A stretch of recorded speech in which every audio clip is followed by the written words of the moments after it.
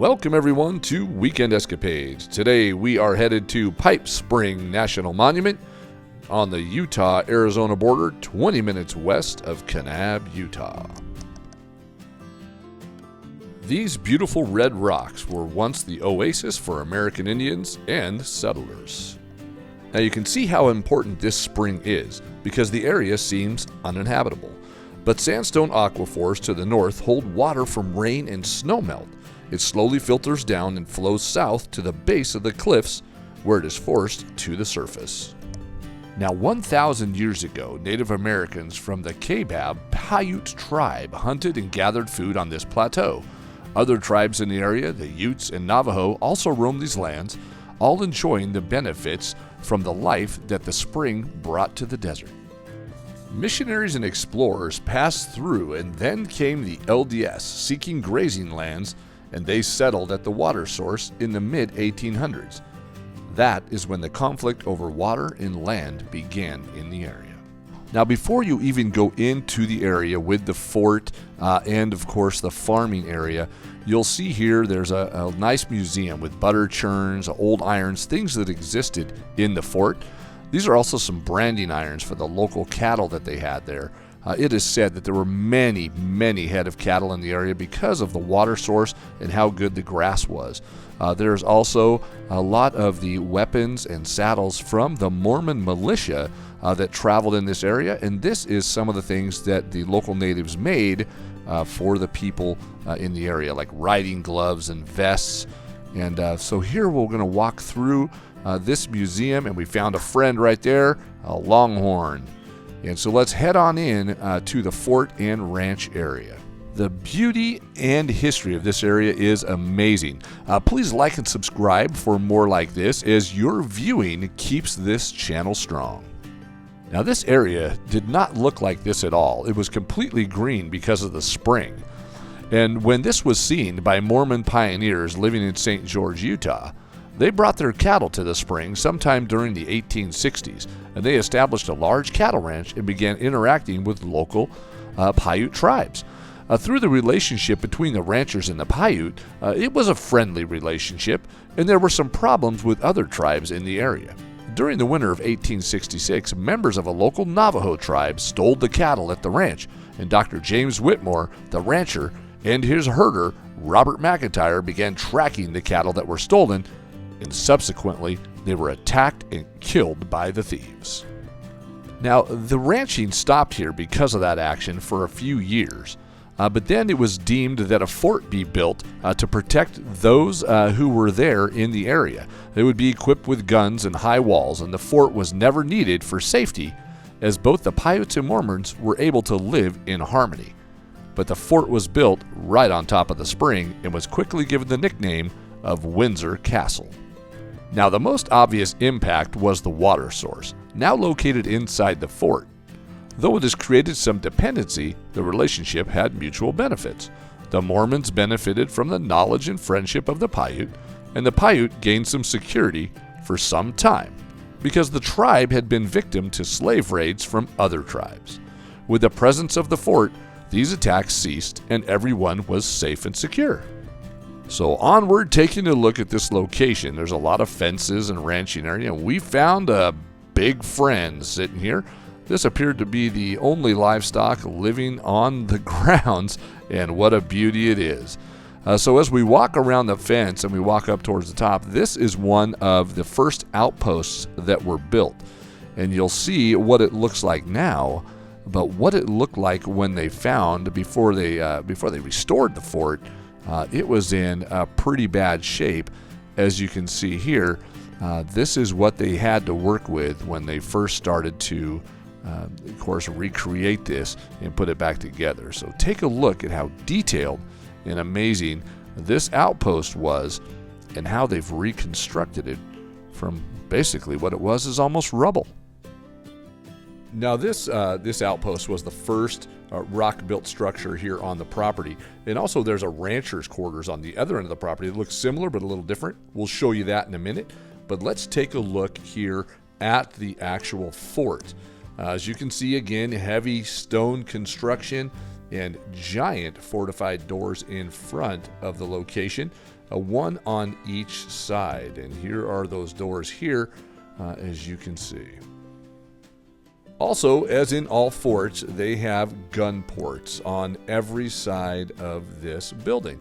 And you'll see those throughout the video. And also inside, you'll see that there are like balconies inside there with rooms. This had an amazing area, kitchen area, and living quarter. I guess this was called the bridal suite room is what they called it. And also in here, there is the old telegraph office up on top. We're going to take a look at that. But before we do, this is the room that had the actual spring. And there it is. So the spring came inside the building. As you can see, it ran through here. And then it runs outside the building. So they had drinking water inside the building, the water to use. And then it would run here and outside this wall. You're going to see that when we go outside the fort. It comes out of this wall. And then they made a kind of a little makeshift river, if you will, exterior piping to run into the reservoir. There's 2 ponds outside that you'll see. Now, they made a lot of dairy products here, cheese and butter. So they would take this cheese and butter and some cattle down to St. George, and they would trade for other items that they needed to have as supplies here at the fort.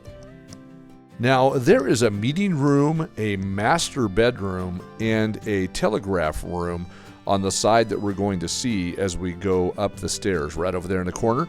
And there's another side to this as well, but they have to work on the floor to make it safe. They just wanted to make it a little bit better, so they're restoring that so we can also, in the future, go and see the other side. Now, here's one of those gun ports. Again, large opening on the inside, small on the outside, so you can shoot out, but nobody can shoot in. So there's that other side I was talking about that we can't get to, but let's take a look at this side upstairs. Now, here on this property, you're going to see of course, telegraph lines. And here is the original area where the telegraph lines were hooked up and went across to the other building and then out to the telegraph lines. Now, the poles are still in ground there. And here is the upstairs bedroom that I was talking about. The master suite area is over here to the left. And you'll see that they've done a great job of putting the old stove and the old furniture in there.